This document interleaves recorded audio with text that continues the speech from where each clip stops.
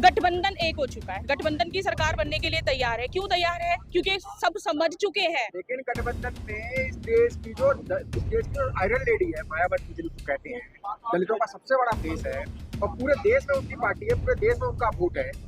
वो तो India alliance में नहीं। वो इंडियन अलायंस में हो सकता है कि वो डर गई है।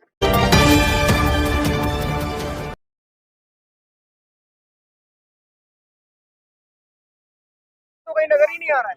बहुजन, ये सारे बहुजन तो नजर है सब। आप देखो जरा, कैमरा घुमाइए, सारे बहुजन ही है ये। लेकिन बात तो हम शासन सत्ता की कर रहे हैं ना सर। सत्ता में तो चोर बैठे हुए हैं, ईवीएम के सारे बैठे हुए हैं सब। आप ईवीएम को हटवाओ, हम देखते हैं फिर सत्ता किसकी होती है, बहुजनों की होती है, इनकी होती है। आज तक कांग्रेस ने कांग्रेस ने राज करा, केवल बहुजनों के व्यापार वो किया है, राज जो किया है। इंडिया गठबंधन के होने से जो तमाम हक अधिकार है या जो हमारे अधिकार चले गए हैं, तो संविधान में जो इतने सारे परिवर्तन हो गए हैं, क्या वो वापस हो सकते हैं? अभी देखो, जो आज की जो लड़ाई है ना, सिर्फ वो चोरों के खिलाफ है।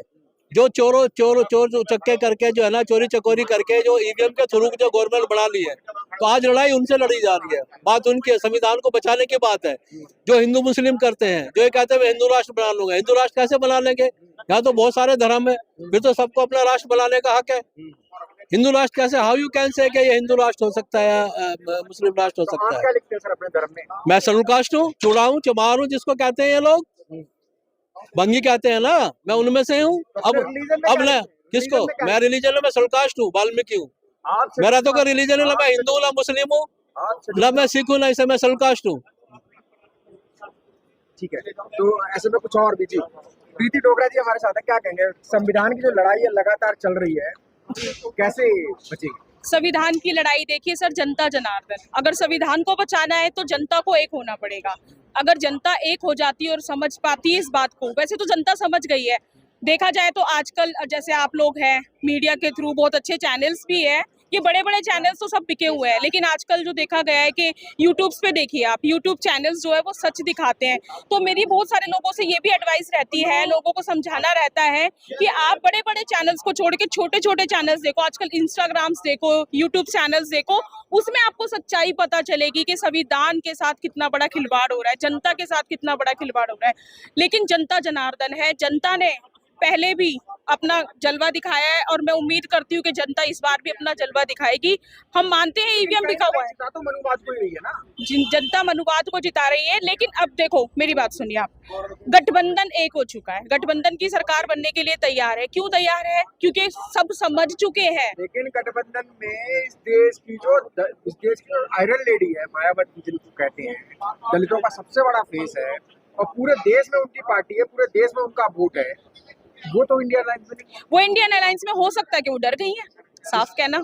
अगर वो डरती तो वो अकेले लड़ने की बात थोड़ी ना करती कि मैं अकेले लड़ूंगी। ठीक है, अगर वो अकेले लड़ती है, लेकिन वो बस ये है कि वो उनका साथ ना दे, चोरों का साथ ना दे। तो आपने ये कहा कि वो डर गई हैं, डर कैसे गई? देखो, अगर वो डरी नहीं है, अगर उनको लगता अकेले, लेकिन एक बात बोलूं, आज देश में सबको एक होने की जरूरत है। मैं तो उनसे, मायावती जी से भी यही कहना चाहूंगी कि गठबंधन की सरकार में शामिल हो, क्योंकि एक उंगली, दो उंगली, तीन उंगली, चार उंगली, पांच उंगली जब मिलती है तो एक मुट्ठी बन जाती है, और जब वो सामने वाले के पड़ती है ना, तो उसको दुनिया याद आ जाती है। तो मेरे मायावती जी से भी यही रिक्वेस्ट रहेगी कि अकेले वो कुछ नहीं कर पाएंगी, गठबंधन के साथ जुड़े और इन चोरों को और इस निकम्मी सरकार को 2024 में हमारे भारत महान देश से निकाल फेंके। और जनता से भी मेरी यही अपील है 2024 में। आखिरी सवाल है कि दलितों का वोट इस साल आप कहाँ देखती है? दलितों का वोट जो है वो गठबंधन के साथ है। मैं एक दलित परिवार की बेटी हूँ और जो मैं देख रही हूँ समाज को, दलितों को देख रही हूँ, और मैं जा जाके लोगों को समझाती भी हूँ। जैसे आपने देखा आज एक मीटिंग हुई है, इसी विषय पे मीटिंग हुई है कि दलित सब एक हो जाए, क्योंकि दलितों को बचाना है, संविधान बचाना है। संविधान बचेगा तो दलित बचेगा। आपको नहीं लगता कि अगर आप आज दिल्ली की अगर बात करें, आप दिल्ली की बस्तियों में अगर जाते हो तो वहाँ पर हर घर मोदी, सिर्फ घर घर मोदी हो? सर ये दिखावा है, कोई घर घर मोदी नहीं है, कोई हर हर मोदी नहीं है, ये तो सब ड्रामा है। सबसे ज्यादा बात कर रहे वो अपने लोगों को इकट्ठा करके लेके आते हैं और प्रचार कराते हैं मोदी का नाम करने के लिए, सारा पैसा लगा रहे हैं पीछे। सर एक सवाल है कि राम मंदिर का उद्घाटन हुआ तो सबसे ज्यादा दलित बस्तियां सजाएंगी, जो झंडे लेकर घूम रहे थे वो सारे दलित थे, तो क्या कहेंगे? नहीं देखो, ये जो है वो दलित वैसे ही बने हुए हैं, ऐसा कुछ नहीं है। दलित तो जो है ना, हाँ जी। जो आज जो विपक्ष के ये जो सवाल आपने पूछा है ना, हाँ। ये सवाल मैं कहती हूँ आपको सैल्यूट है कि ऐसे ऐसे सवाल आप हर गली हर मोहल्ले जाए। क्यों ये दलितों को ही पकड़ते हैं? कावड़ हो, झंडे लहराने हो, क्यों दलितों को ही पकड़ते हैं? शिक्षा के मामले में दलितों को नहीं पकड़ा जाता। सिर्फ जब भी इनको अपना, आपने देखा है किसी बड़े बड़े लोगों के बड़ी बड़ी सोसाइटियों में किसी के बच्चों को झंडे उठाते देखा है? दलितों को ही पकड़ा जाता है। क्यों पकड़ा जाता है? वहाँ जाते हैं ना, इस आडंबर में क्योंकि- कुछ लगा, दलित शिक्षा के लिए नहीं जा रहे मैं हैं, बता रही मंदिर हूँ के घंटे बजाने जा रहे हैं। क्योंकि अभी हमें दलितों को घर घर जाकर समझाना होगा। अभी हमारे लोगों में इतनी समझ नहीं आई है।